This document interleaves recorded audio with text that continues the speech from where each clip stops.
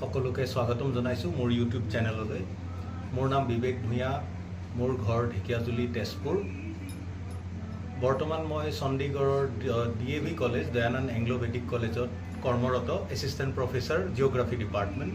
যোৱা 10 বছৰে মই এইখন কলেজত চাকৰি কৰি আছোঁ। এই বছৰ এটা ট্ৰিপ প্লেন কৰিছোঁ, চণ্ডীগড়ৰ পৰা লাডাখ লে, শ্ৰীনগৰ হৈ মানালী হৈ ঘূৰি অহা এটা চাৰ্কিট কৰাৰ এটা প্লান কৰিছোঁ।